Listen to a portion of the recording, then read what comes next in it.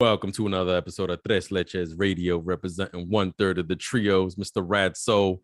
Gentlemen, what's going on? Yo, man, it's B6 Mafia in the building. Let's get scary. Yeah. Oh, triple six. Well, you know, I play with that Ouija board, Ren's bone right here. It's not that 99. These Ren's, I got to give myself on. What am I? Razy Bone? That's it. Oh, hey, that works. That's all I it's on the fly. So, as always, you're tuned into Tres Leches Radio. You can find us on the internet, on socials, on anything streaming at Tres Leches Radio. We got the Apple Music up and running. So if you're all audio, we got Apple Music, Spotify, and Amazon Music. And with that said, we're going to get into some ghoulish activities tonight, Brandon. Let them know. Yes, sir, man. We're going to get scary tonight, man. We're going to preface the age of the horrorcore, man, and spirits of Halloween coming up right around the corner. It's fall, baby.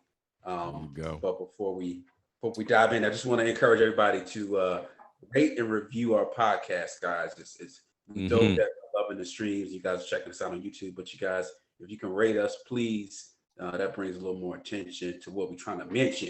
You know what I'm saying? Definitely. So moving things along, man. Before we kind of get into the horrorcore episode, I just want to give a little backdrop. So we had a conversation offline about kind of just subgenres of hip hop, and there's so many styles. There's so many, it's like rock. Yeah. And we could do these type of episodes all day long. There's the backpack, there's conscious, there's the jiggy, there's the political. But there's one particular, subgenre that was like very poignant, and it was the hardcore age. So if you look back in the late 80s, early 90s, slasher films like Halloween and Freddy Krueger and Jason, these films were becoming very popular, which sort of aligned with gangster hardcore rap at the same time. So that correlation might have had a kind of co-occurring, atomic bomb per se in pop American culture. And we saw groups as like Insane Clown Posse and the Geto Boys as like the earliest forms of this type of like really, really brash out there rap music. Even Brother Lynch Young too. Absolutely. So for our first act here, we just want to identify who were the players, right, from our POV, even looking back, like even before we were actually like able to like physically buy these records or CDs or just the stuff that we knew about, like who exactly were the artists and groups that you guys were aware of, even from now until today, doing that thing. Yeah.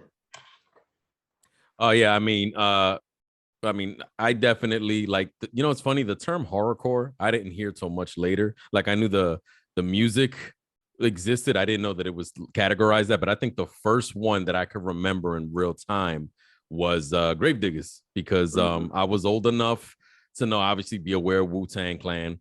And, like I said, my brother had all these albums, like back when they came out, VHS was still a thing. My brother, these were another set of videos my brother would record. So I think Gravediggers, looking back and now understanding that horrorcore is is an official subgenre, that's probably the first one I could think of. Maybe them. I know Bone kind of gets thrown in there, but I think Gravediggers like fully went full out. And for anybody that's like super young or whatever, like hardcore, like Brandon was saying, it gets wild, that subgenre. It's like, it's not just it's the slasher stuff for sure, like the goriness. It could be satanic, it's like psychotic shit, it's self-harm, cannibalism, drugs, like all of that. So I think some acts lean into it more than others for sure, but I would say my starting point was probably Gravediggers, and they had I think that, what was it, Diary of a Madman, because I don't know if I remember that as a single. So I think that's my starting point. I don't know if you guys heard it earlier on, but I personally didn't. I remember that on Urban Expressions. you know, and Brandon know that, you know, for Philly, you know, for more of the Philly heads. I think for me, like Gravediggers, like I said, we talk about Brother Lynch Hung, which I heard here, the symbols here and there. But honestly, I think that what dived me more into it was Bone. You know, especially early Bone, if we're talking about Faces of Death, if we talk, you know, we're talking about East 99 Eternal and stuff, and how they kind of dibble and dabble into that. Cause I'm like, oh, they talk about the Ouija board, Mr. Ouija, you know, and I'm like, what, you know, what are they talking about? You know what I mean? So when I look at early stuff like that, that kind of drew me in first. I mean, I was at the Gravediggers, but when I was starting to get into that subgenre, because even when we look at other artists, and they might not have been that partake of it fully, but I mean, we look at early Redman, you know, he kind of dabbled in it a little bit before he went more comical, you know, in the later years. So there was even, I mean, when we first heard Nas, I went to age 12, what the hell for something Jesus. So you had rappers using those type of, you know, lines, snibbling, but, you know, Bone and, you know, like we said, in the average, you got to talk about 3-6, you know, these were guys that really dived into it more on a mainstream, that caught on more on a mainstream level to some of the, you know, some of the other acts here, of course. Yeah, and Bone and Gravediggers, like ironically enough, like they came out around the same. You know what's interesting about, I point out that they came out around the same time, is that these acts had like some kind of commercial success with it. You know what I mean? Like at point in time, like if it started at, you know, like if the seeds of it were in the 80s, there seems to be something about the mid 90s with like Bone, Gravediggers. I think Insane Clown Posse was a little later on, but it seems to be something about that era that, you know, you could kind of flourish a little bit with that, you know? Yeah, even the underground acts, Cage. If you know Cage, you know, dabble in that. Obviously, Eminem's Eminem, Nemesis, you know, yeah, D12. So you definitely had, you know, them, you know, spread throughout, you know, bi-coastal, you know, for sure. And, you know, like I said, Scarface, Geto Boys, you know, stuff. Yeah, you know what's interesting from like a historical standpoint, and I didn't know this because I'll be honest with you guys, I don't spend much time in this subgenre, but apparently rapper from Houston, Gangsta Nip, is apparently credited as one of the earliest rappers who actually deliberately made the music, because there was artists who kind of threw themes like that in songs but never fully like I guess considered themselves horrorcore. He leaned into it. He's like one of the first guys that like fully leaned into it, you know, like he makes a lot of lists, like when they look at like top horrorcore albums or whatever, he's got one. I think it was his debut, but honestly I'd never heard of him. Like I said, I'll be honest, I don't spend much time in this subgenre. What about you, B-Stacks? You said Gangsta Nip, you said? Yeah, Gangsta Nip, but it's spelled like G-A-N. Well, this Gangsta Nip like, right here. Yeah. Oh, my bad, I don't have the screen up. Yeah. Oh, there you go. Yeah, we about that gangster horrible. B-Stacks, where did it start for you? Yeah, so like you pointed out, like then we didn't really know, it wasn't labeled, you know, as far as I know, that music didn't have a title yet. So I would really credit it Cypress Hill as like the first stuff, like going back. Oh yeah. You know, the first Cypress Hill album, and definitely like Black Sunday. Like they're, and like, not that they were deliberately trying to go in that vein, but Cypress always had that kind of, you know, kind of depth tone to it, kind of like almost like a scary mode, even in their production. You know, Be Real was like never afraid to kind of go anywhere, like how I Can Just Kill a Man, you know, things like that. And then once I actually like was identifying with like what I'm listening to, I would definitely say 3-6 Mafia. I mean, like Lord Infamous was probably the leader in that category. But listen to their group name, 3-6 Mafia. You know what I mean? Like like 666 Clubhouse. Like yeah, like they definitely Extra Boo. They if you want to go back, like their old albums are all like drenched in horrorcore. Yeah. And it was controversial, right? People were like, "Are you devil worshippers and stuff?" I remember being young, and that was the thing. That was the shock. Like, and they use that to their, you know, commercial advantage too. Got them very far. Yeah. But yeah, so you know, as this thing has kind of became a phenomenon, like you know, Brent mentioned early Nas, early Big L, Eminem. Oh, Big L, yo. Yeah. Devil Son. You know, Redman. Big L said he would go to heaven with a Mac 11 and rape Jesus Christ. Like, yeah, that like, was yeah. Yeah, that was 90s was reckless. Yeah, but yeah. Out there. But you know, in you guys POV, how did this thing blow up? Like, you know, from because like all right, the Geto Boys was like kind of a touchstone to it, you know, like Insane Clown Posse, sure, but they were still like a niche, you know. So we get to the point where you have an Eminem, you know, like Big L's, Nas, Redman, to where it's just fully in their DNA, right? Yeah. So Well, I don't think Nas was fully like, I think he had lines, but I think like other guys were a little bit more like, you know what I mean? Like with the slasher stuff. You know what I especially mean? like early L, early Yeah, Redman. early. Oh, yeah, definitely. Yeah. Even Chino, XL, Oh yeah. yeah. Oh my God. Of course. Yeah. A little bit Even his Raz Cab, videos were weird. yeah.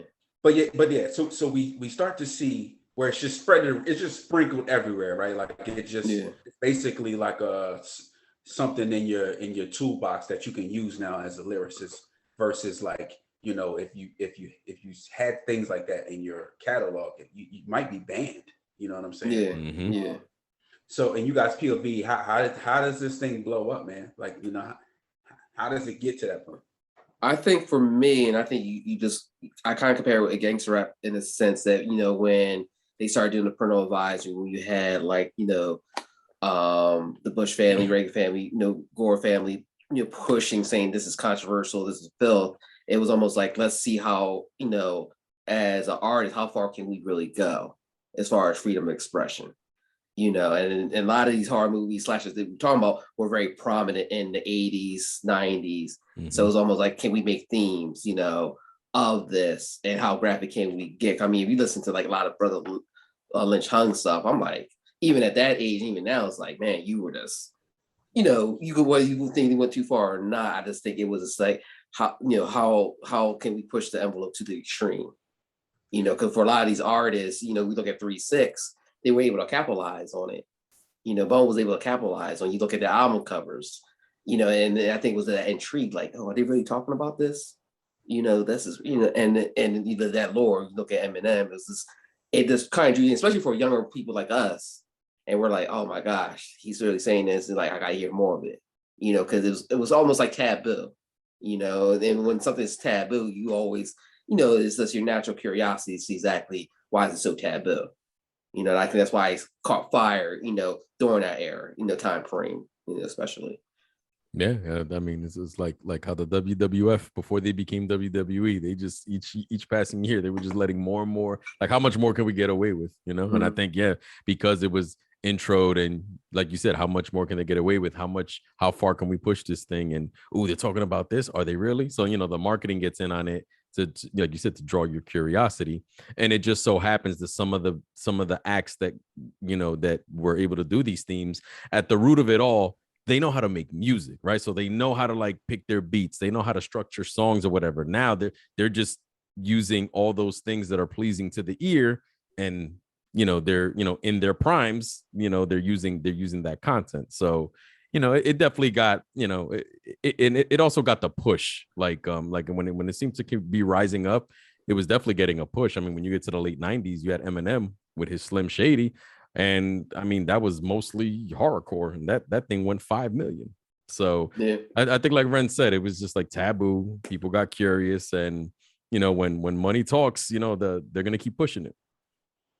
Yeah, and we also was like, we're at that peak time of censorship where it's trying to be controlled, but it's also like garnering attention and sales because people are like, oh, like, well, why is it bad? Mm-hmm. Yeah, so I definitely agree with y'all. Who were some of the best? So we kind of like danced around like early inhibitors. Kind of went into like how it evolved, but who were the best to do it in the genre? From this small sub niche. I don't know. I mean, I don't spend much time here, but I remember I listened to that first Gravediggers album. It was a pretty like good front to back listen. You gotta remember you got Prince Paul and RZA involved in there. So the musicianship is gonna, and that's why I go back to that. Like, even if the themes are not like my cup of tea or whatever, there's other things that are gonna make like projects stand out.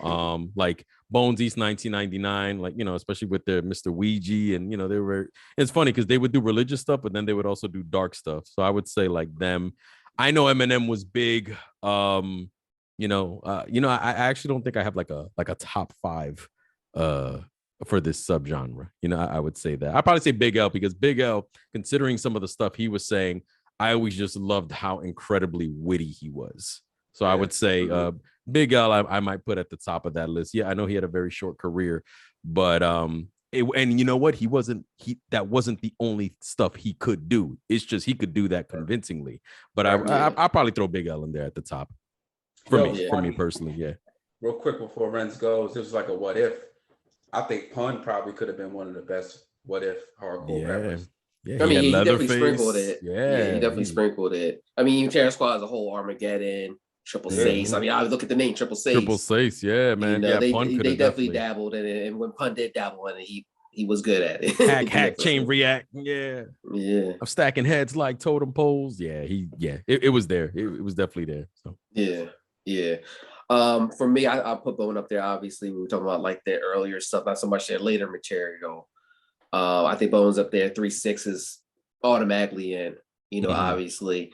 And like Ray, when you talking about like this different style production. I mean, you listen to 3-6, the beats that they were doing, their production was ahead of their time. Like Crunk was already there. They were already doing crunk-based music and trap-based music. You could in the mid-90s on hardcore. So you could be in the club, still bounce to whatever. Like Lucifer's Lord, like you be like, oh hell yeah, you know what I mean? So I'll say the musicianship. I'm glad you said that, because they bro, like what's it called, Juicy J and what's it called, DJ Paul, like just excellent producers. When you got beats like that, you can like say anything, man. Exactly. Like, and you look at Bone with DJ Unique, especially, and he just said that term. Like one of my favorite Bone songs, "No Murder," And like when that beat comes on, it's like I don't care how negative, the song is. Like you just in that zone, It's a cheat code, right? When you're musically talented, I've always felt this way between when you got the talent, whether it's a flow or your ability to pick, beats, or you put it all together. When you have all those other things that at the core of your music, you can say anything, man. Yeah. Now think about it. I wish Bone came out to Mo Murder on the verses. Yeah, man. I mean, that would have been crazy. But I think, like I said, and obviously we're looking at commercial and underground, but I think, like I said, Brother Lynch Hung, I think to me probably was the best at it. And I'm not the biggest Brother Lynch Hung fan, but as far as that lane, that genre, and even Snoop spoke on it because he spoke on Brother Lynch being an influence, but even said like, had he did other stuff, because lyrically he's like, it was there. It's just like he just scared the hell out of everybody. He's like, gangster rappers, especially even on the West Coast, were like, nah, we can't really bang with that dude. But like the stuff that he was doing, Tech Nine, I'm not the biggest Tech Nine fan, but like, you gotta definitely put him in there. So those are people I would kind of, put in that. And obviously, we already spoke on Big L, what I mean? So, but those are the kind of people when I think of that genre, the faces of it, for sure. Yeah, you got B-Stacks. Grave Diggers, 6 o'clock. They did it very well. Yeah. Their stuff has very great replay value. Like the first 2 Grave Diggers albums, like see we're gonna get into this, like what aged well, what didn't age well, but their production aged very well, in my opinion, with the Grave Diggers. I mean, when you got Resident Prince Paul at the helm, I mean, in their primes too. Yeah. You in good hands. Obviously, I think I'll go with 3-6 as an ultimate answer. The Geto Boys kind of started in that space, but then kind of evolved. But I think for like commercial and authenticity and sound, I think I would go with 3-6 for sure. They don't let just anybody do a versus. There's a reason they were up there, Yeah, absolutely. Yeah. And took home the championship that night, baby. Oh, that's controversial. We did the tally last time I checked. We know who won. Brandon's like, fix. It was rigged. January 6th. He's like, the fix is in. But so for our last act here, man, we're just gonna cap this off with like what did age well, what didn't. And you know, what really happened to this genre, you know, like looking back, because now it kind of got sprinkled everywhere, but is it anywhere, you know? Yeah. Yeah, Brandon, I think it's primarily, you know, its roots with like a lot of subgenres were in the underground, and I think it had that moment where, you know, it broke through, but I don't think the intention was for it to always stay up there. And you know, they go up there, they got away with what they could, and then but it's always maintained its underground independent roots. I mean, you had newer acts, like I think the most recent one, and this is still going back a few years, that was kind of doing it was like Odd Future, like Tyler the Creator. Before he really changed his tune, he was still doing it. But I feel like because of how niche this subgenre is, people look for it, and I think its strength remains in the underground. And I actually learned that every year on Halloween, there's a Devil's Night mixtape put out. I don't know if it's on what platform, but again, it's all like indie stuff. So I mean that's what I think. Again, I don't spend much time in here, but I don't know like who would be the biggest. Like Eminem's can still get away with horrorcore, right? He did the music to Be Murdered by stuff. That was all horrorcore, but it's not a prominent like thing, right? You don't get like 5-6 A-list artists doing that a year. So I don't know. So I do think its roots are still strongly planted in the underground, unless you guys have heard some new acts that I just haven't. Well, I would say, Okay. and shout out to the homegirl Theodora, because we actually had a conversation about this. I was talking about the episode, and she was looking at it. I think part of it faded out. I think on the mainstream, it's just on, you know, on a religious standpoint. A lot of people was like, "Oh, this is satanic music." Mm-hmm. You know, for years, everybody, you know, Jamil. I remember me and Jamil talking like, Josh, his younger brother, had the 3-6 Mafia. He's like, "Yo, give me that. You not listen to this double music," you know. Yeah. And not understanding a lot of this was shock value, like we, you know, we talked about before, but in real time, you know, they're doing devil worshiping chants and stuff, and people like, so I think a lot of that started creeping in, especially for some people like, oh, I can't really listen to this if it's really about that. I think it's more niche and underground. I mean, you can look at Flatbush Zombies, the Underachievers from, you know, the Beast Coast Collective, you know, as a whole, they still, and they're good at it. You know, they got the production for it. You know, I'm a big Flatbush Zombies fan. So it's definitely niche, like you're saying. And I think, you know, people will evolve, people get older. You know, a lot of people who were doing that stuff kind of moved on from it, you know, or just made it more, you know, more sprinkled. Like Bone, you clearly moved away from that sound. 3-6, you know, not all of the members, but Juicy don't really do that type of niche anymore. Probably Pat don't really, you know what I mean, it's more if it's DJ Paul or Infamous, you know, RIP Pryor, you know, Gangsta Blue to a degree. But I just think, you know, people just got older, people, you know, wanted to evolve and not, you know, be subjected to one particular, you know, sound, you know, per se. Yeah, I was gonna say Flatbush too, to Ray's point, like a newer-ish. And they're not even mainstream, right? But they're like the new school, right? You know what I mean? Like their strength is they have a very good they have an independent following. You know, very cool status. Yeah. Right. Yeah, I think like kind of what happened with like disco, I guess it's just one of those little sub genres of music that kind of had its limelight, and now it kind of like it's trickled in spaces, and you kind of just get it when you get it. You know?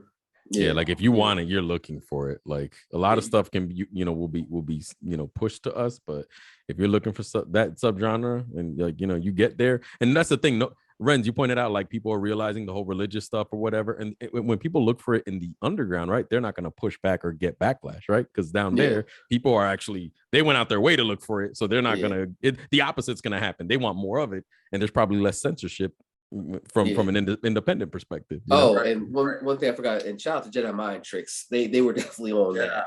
And they had definitely, you know, Army of Pharaohs, you know, Vinny Paz especially, you know, he kind of toned down a little bit, but I mean, some of the stuff he was saying, we were talking about what Big L was saying, some Vinny Paz was saying, you know, was out there, you know what I mean? Jedi for sure, Cannibal Ox. Yeah, and you know, I guess we'll have final thought. Oh, nonfiction. You know, Ill Bill's Are those all the Uncle Howie records? Yeah, okay. Oh shoot, Necro. Necro. How can we forget Necro? I Need Drugs. I remember that. Yeah, Necro. Oh man. Even some of the Inspector Deck, the collab joints.